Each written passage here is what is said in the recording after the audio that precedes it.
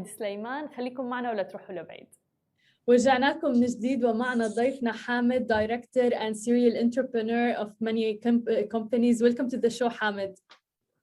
Hi, good morning, Hala. Thank you so much. Good morning, and thank you for being with us.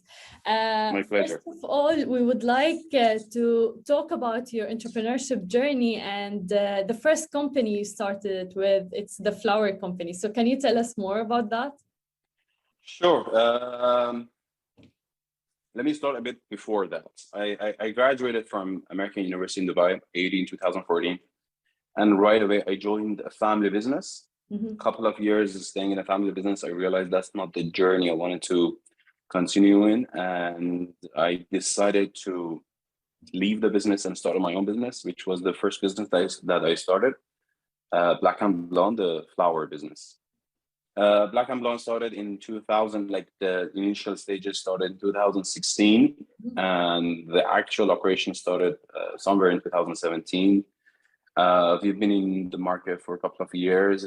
From day one, we planned on going global, and of course, that was the plan. And it takes a long time to reach that plan and go through the journey.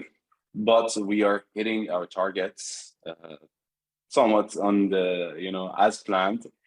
Of course, we had a very important factor in between, which was COVID. Of course. Delayed all our plans, but we're on the journey, yeah. Of course. I would like to ask, what were the challenges in the family business? Because so many people get into it, but then it doesn't fit everyone.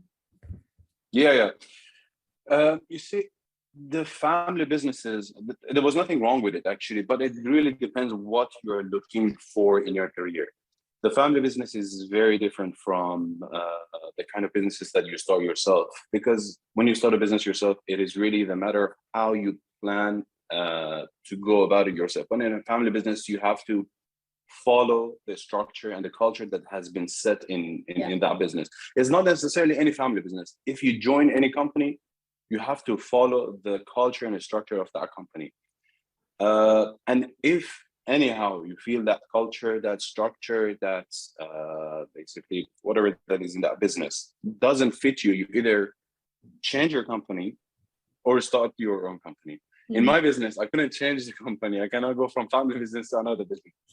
So I decided to start my own company. And entrepreneurship has always been one of the main pursuits in the whole family. So everybody in the family is kind of an entrepreneur. They started their own businesses, and the culture was there. So as soon as I realized that the family business doesn't fit what I'm looking for, I decided to leave and start my own business. And let's talk about the first business, which is the flower business, Black and Blanc. Yeah.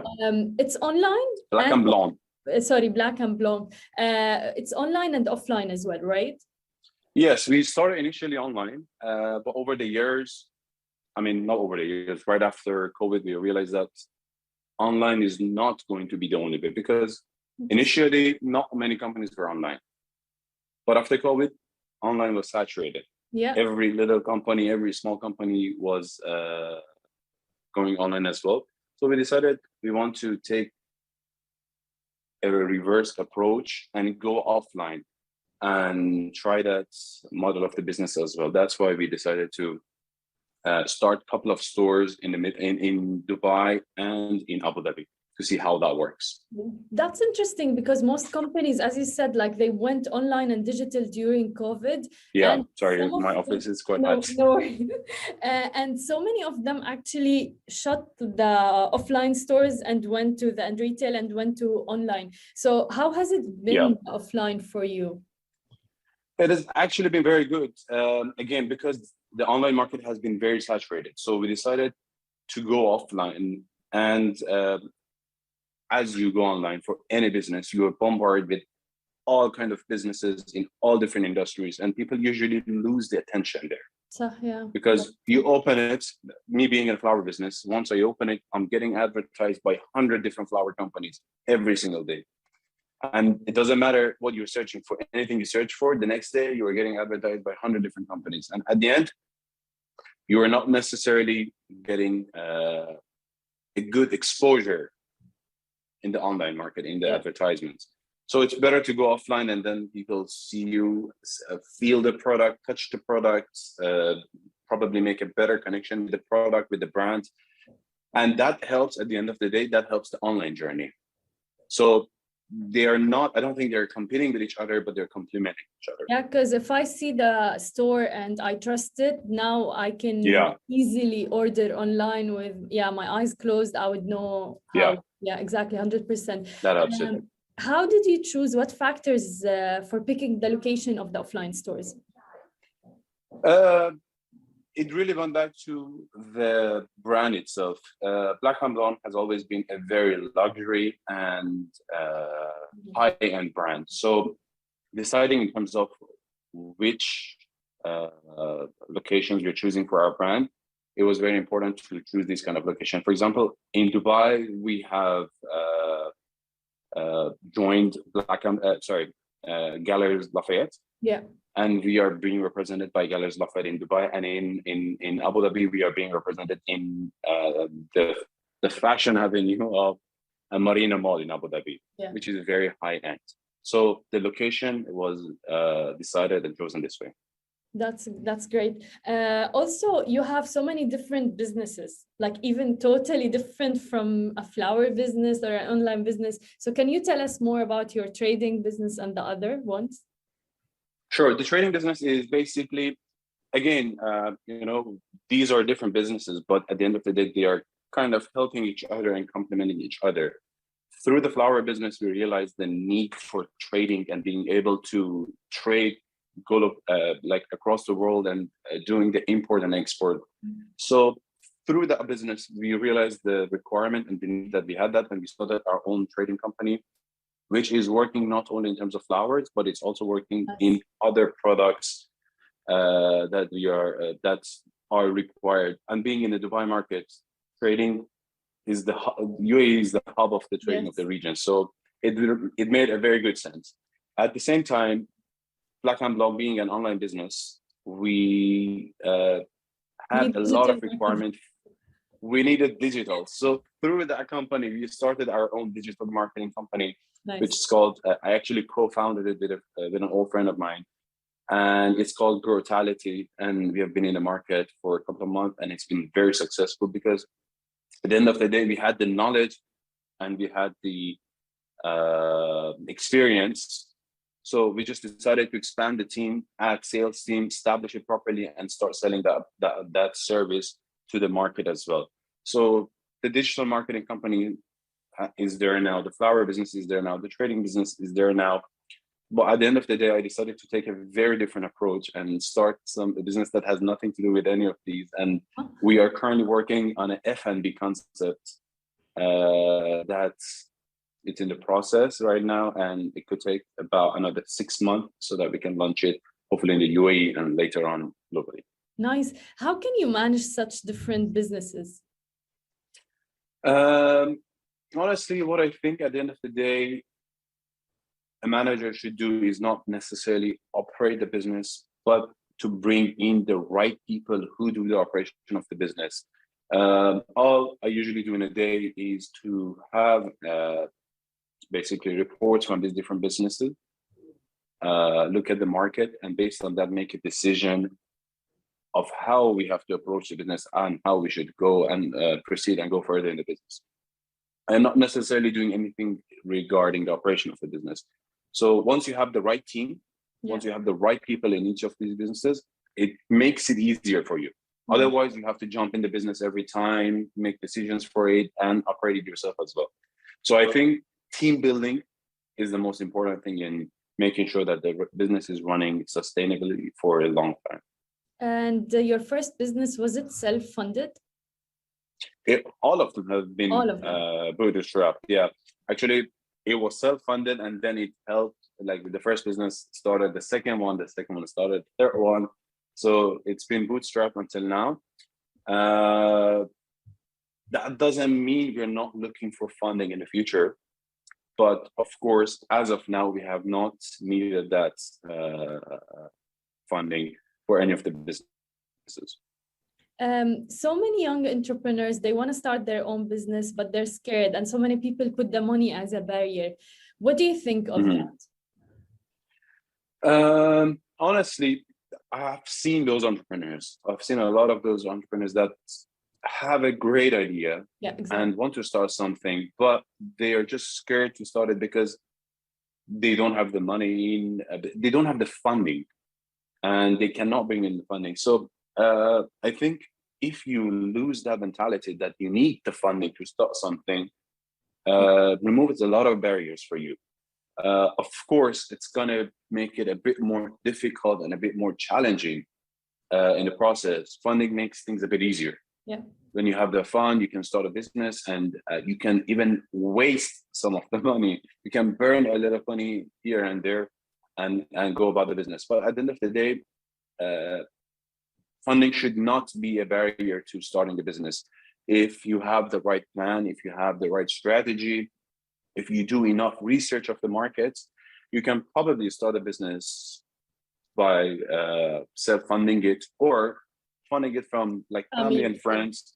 Yeah, and you can start it. And over time, once you prove the concept, it makes it much easier to bring investors in. Or maybe at the end of the day, you realize that you don't even need the funding and you can proceed without bringing the funding. It really depends on the strategy. But of course, funding should never be a barrier to start a business.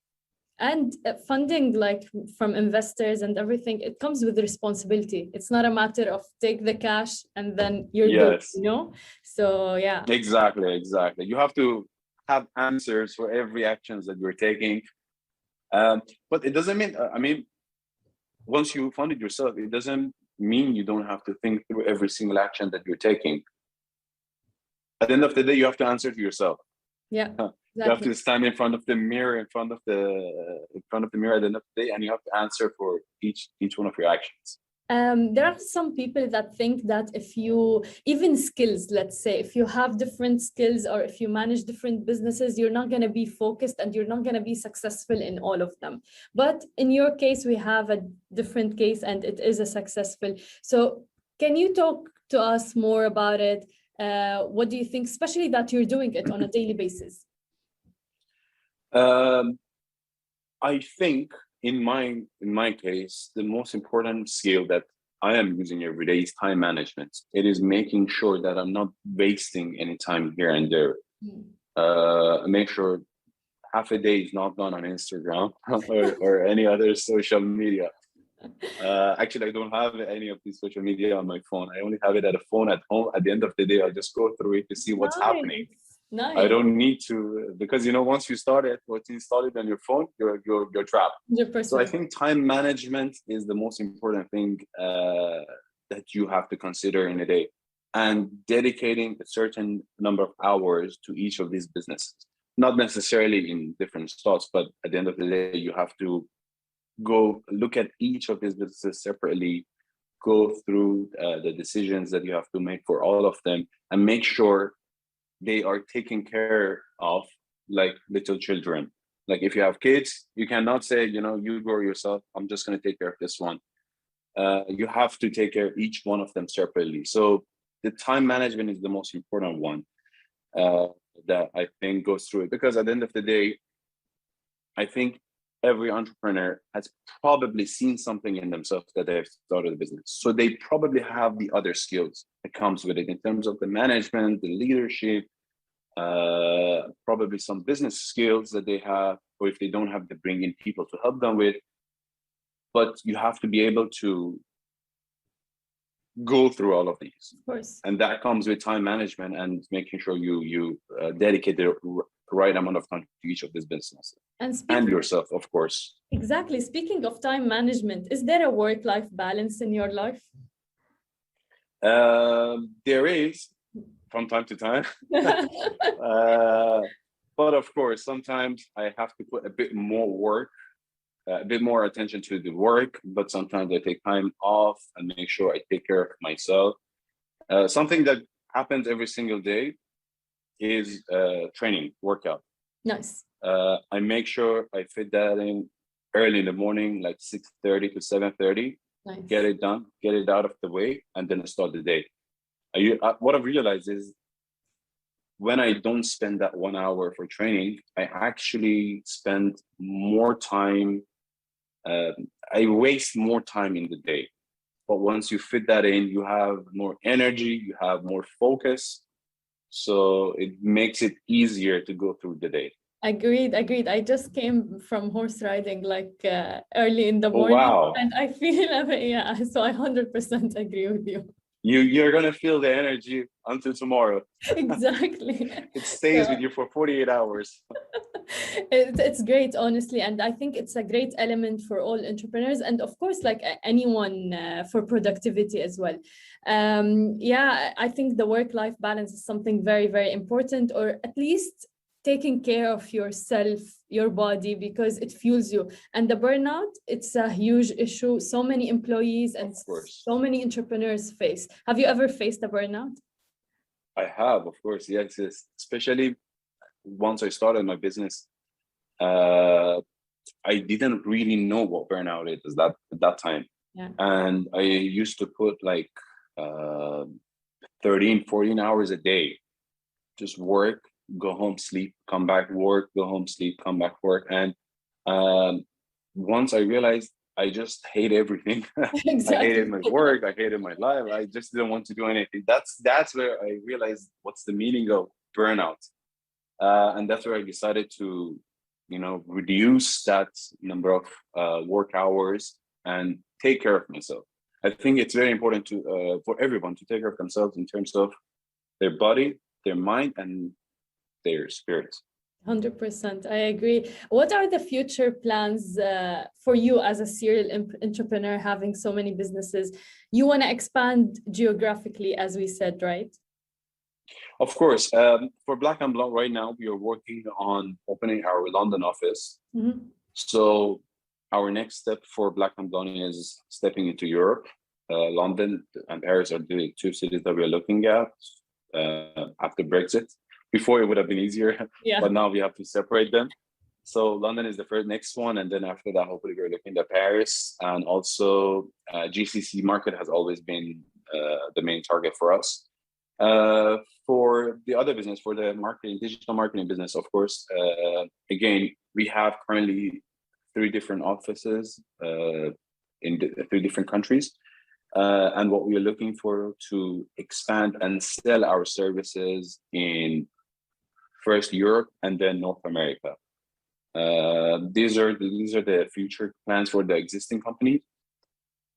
Other than that, there are some other unrelated businesses that we are looking at to launch in the next 5 years. Nice. That have nothing to do again with the current businesses. But of course, you have to add them to the potential is there to add them to our business lineup. Yeah, that's amazing. And I love how the current businesses are connected as well to each other. So that's really great. Best of luck. And thank you so much, Hamid, for being with us. Thank you, Hala. It was my pleasure. Thank you. شكرا لكل الناس اللي تابعتنا. أنا بشوفكم بكرة بنفس الموعد. نهاركم سعيد جميعا.